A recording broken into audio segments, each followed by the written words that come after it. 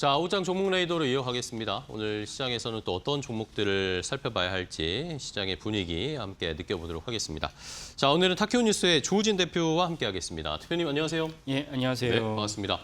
자, 조우진 대표님과 저희는 계속 이 종목들을 끌고 오고 있는데 오늘도 함께 좀 살펴봐야 되겠죠?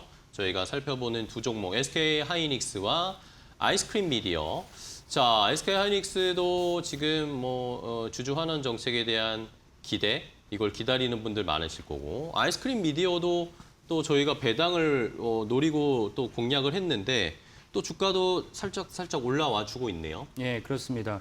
아이스크림 미디어 같은 경우 이제 제가 처음에 편입했을 때부터 말씀을 드렸지만은 회사 자체의 어떤 매출 성장률이 뭐 매년 20% 30% 오를 그런 종목은 아닙니다. 하지만 이제 대주주가 안정적으로 승계를 위해서 아주 합법적으로 이제 승계 자원을 마련하기 위해서 배당을 갖다 열심히 하고 있습니다. 그럼 이런 성향이 바뀌지 않는 한 아이스크림 미디어에 대한 어떤 투자 그 아이디어는 좋다라고 말씀을 드렸고, 이번에도 이제 그 아이스크림 미디어가 주당 그러니까 중간 배당을 했습니다. 기말 연말 배당도 아니고 중간 배당을 했는데 그 주당 1,083만 원을 배당했고 어제 종가 기준이 18,000원을 기준한다면 배당 수익률이 무려 6%가 넘습니다. 6.01%이고 그리고 또 같은 날 그 아이스크림 미디어가 자사주 매입 30만 주를 한다고 발표를 했습니다. 그러면 보통 주를 기준으로 하면은 30만 정확한 30만 1,223주인데 보통주 전체를 기준하면 무려 2.25%입니다. 물론 이제 공시에서는 해당 획득한 자사주를 갖고 소각한다 얘기는 없었지만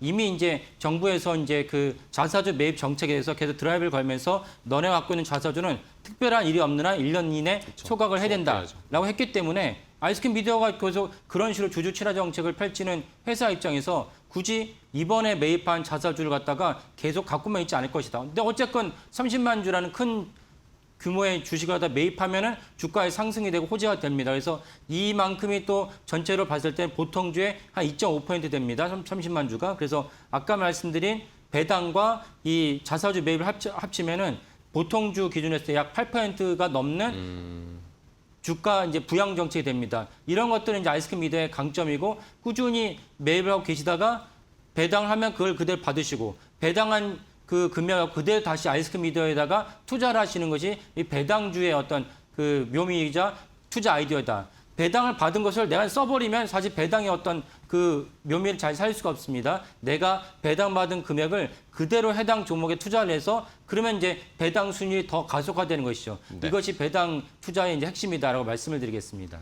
네, 알겠습니다. 자연스럽게 아이스크림 미디어에 대해서 자세하게 설명을 들어봤습니다.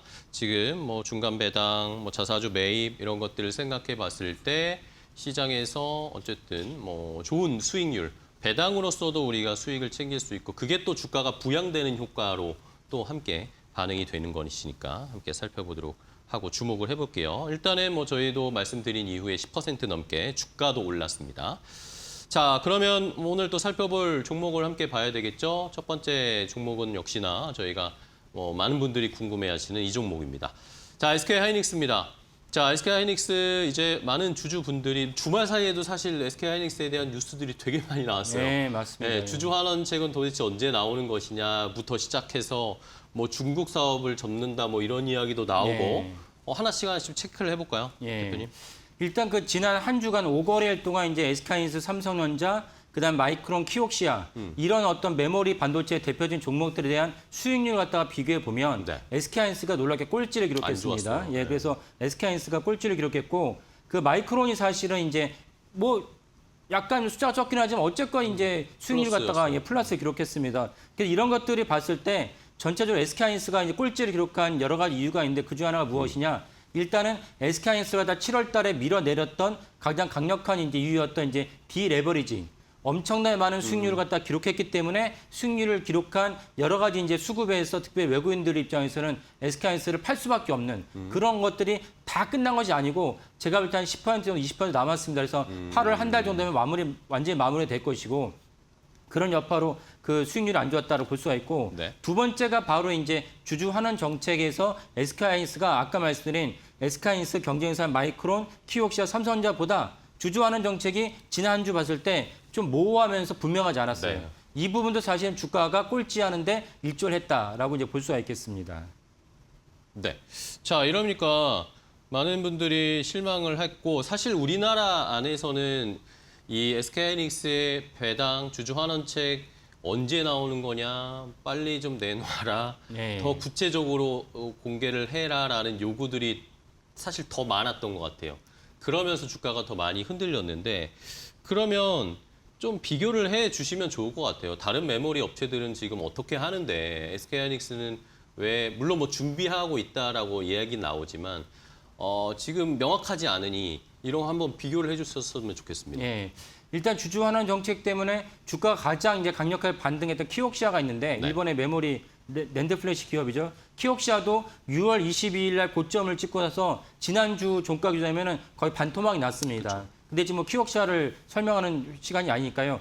그래서 키옥시아가 주가 환원 정책이 더 중요했는데 키옥시아 주가 환원 정책이 무엇이냐면 8천억 엔, 우리나라 돈으로 이제 8조 원이 넘는 돈을 갖다가 자사주 매입을 하겠다라고 네. 발표를 했고 두 번째가 중요한데 주식 분할을 하겠다. 주식 분할하면은 키옥시아가 사실은 그 해당 주식을 갖다가 쪼개지니까 그러면 이제 소액 주주들이 키옥시아를 사기 편해집니다. 그쵸. 재무제표상에서는 아무런 변화가 없지만 하지만 수급에서 유리한 식으로 이제 환경을 조성해 주기 때문에 이런 주식 분할은 주가 상승에 큰 도움이 됩니다. 이렇게 키옥시아가 했고 그다음에 이제 마이크론 같은 경우도 컨퍼런스 콜을 하면서 본인들이 영업이익에 올해 영업이익에 얼마를 갖다 분명히 이제 그 주주 환원을 갖다 하겠다라고 분명히 못을 박았습니다. 그렇죠. 삼성전자도 마찬가지고. 근데 반면에 하이닉스는 지난주 금요일 날 주당 300원이 넘는 그 금액을 갖다 배당 분기 배당 하겠다고 했지만은 375원. 우리가 기도했던 것은 이제 그보다 더 많은 것을 그렇죠. 생각했었는데 그 미치지 못했습니다. 그래서 SK하이닉스는 이제 그런 것에 대한 응답을 하면서 뭐라 얘기냐면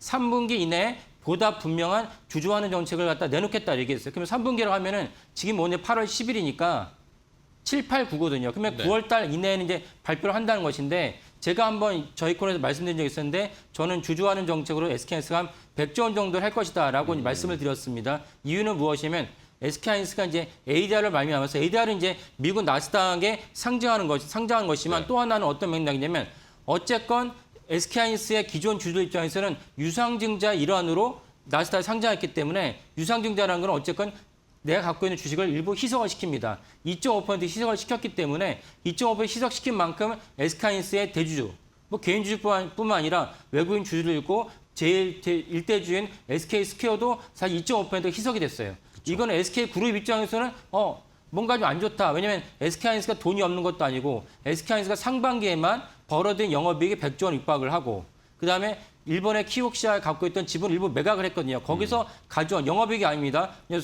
순이익으로 잡히는 금액이 무려 22조 원. 그럼 다 합치면 이제 130조 원의 그런 엄청난 금액을 갖다가 SK하이닉스가 고간에 쌓아뒀으니까 그러면 분명히 주주환원 정책 할 만한 여력은 충분하고 아까 말씀드린 SK스퀘어 브레드 대주주 입장에서는 ADR 말미암아서 주가가 이제 일부 희석이 됐기 때문에 최소 2.5% 정도는 이제 그 주주환원 정책으로 메울 수가 있다. 그럼 여기 한 그 처음에 SK하이닉스가 ADR 했을 때 250만 원 기준하면 여기 한 50조 정도 필요합니다. 여기다가 아까 말씀드린 추가로 한 50조 정도를 같이 하면 100조 원 정도를 저는 이제 말씀을 드렸고 제가 취재한 바로 그런데 다만 아직까지 ADR 전후로 주주환원 정책 분명히 나올 듯 했지만 나오지 않아서 적어도 이제 한 달 기다리시면 그 안에 분명히 나올 것이다. 그래서 그런 관점에서 지금은 저점을 다지고 있으니까 SK하이닉스 주식을 갖다가 보시면 될 것 같습니다. 네. 자, 그러면은 뭐 현금도 충분한 상황이고 뭐 약간의 예고로 뭐 100조 원 정도의 주주 친화적인 정책 기대도 하고 있고 또 원래 9월 말에 발표하려고 했는데 8월 말로 좀 땡긴다라는 그런 뭐 루머 썰도 있고 이런 걸 보면은 조금 저희가 그 나올 때까지 기다려야 되겠고 그런 상황에서 최근에 주말엔 또 모건 스탠리의 뉴스도 있었습니다. 모건 예. 스탠리가 어쨌든 뭐 전체적인 메모리의 주가를 다 한번 격파한 그런 뭐 장본인이라고 해야 될까요? 그랬는데 또 갑자기 입장을 바꾸더니 주말에는 메모리를 이제 사야 되는 매우 좋은 구간이다라고 얘기를 하고 있어요. 예, 대표님은 어떻게 보세요? 예. 모건 스탠리는 제가 누차 말씀드렸지만 뭔가 분석하는 어떤 근거라든지 그다음에 그들의 입장을 보면은 뭔가 신뢰할 수 없다라는 게 분명하고 어떤 경우는 맞추게 됐지만 어떤 경우는 못 맞췄어요. 그래서 못 맞춰가지고 한 3개월 있다가 자신들의 보고도 틀렸다고 수정 리포트 냈습니다. 이제 그런 어떤 회사이기 때문에 거기에 일희일비할 필요는 없지만 어쨌든 모건 스탠리는 좋게 보면은 주가가 내려가는 국면을 잘 맞춰서 정확하게 주가를 갖다가 내려가는데 탄력을 줬다라고 볼 수도 있고 여의도에서 일각에서 모건 스탠리가 어떤 식으로 바라보냐면 주가가 내려가면 좋은 기관 어디입니까? 공매도를 치고 싶은 기관이랑 모건 스탠리가 연대해서 그런 부정적 리포트를 썼다라고 이제 그 의심하는 그 분들도 계세요. 그러니까 결국 이런 것들은 그 일개 개인이나 언론사가 이걸 파악할 수는 없고 당국에서 모건 스탠리가 어떤 의도로 이제 리포트를 내서 그것이 이제 파급을 겼는지 모건 스탠리 회사에 어떻게 영향을 끼쳤는지를 추가로 조사할 필요가 있습니다. 이번에 모건 스탠리가 주말에 내온 보고서를 보면은 새로 이제 메모리가 급격하게 떨어지면서 일단은 이제 조정이 완료됐다. 완료가 됐는데 그 다음에 가격이 너무 싸졌으니까 재진입할 수 있는 기회다라고 얘기했어요. 뭐 원론적으로 맞는 말입니다. 원론적으로 맞는 말이고 현재 에스카인스가 12개월 포워딩을 갖다 받아들이면은 지금 PER이 5배가 안 됩니다. 3배, HBM, 4배 이럽니다. 예, HBM 1등 기업인데 이거 있을 수 없는 이제 저평가이기 때문에 이런 관점에서 모건 스탠리가 재진입이라는 거는 분명한 사실이고 하지만 7월 때 너무나 급락을 해서 개인들이 좀 마음의 상처를 받아서 수습하는데 좀 시간이 필요하다라고 말씀을 드리겠습니다. 네, 알겠습니다. 자, 조진 대표와 오늘 함께했습니다. 오늘 좋은 분석 감사합니다. 예, 감사합니다.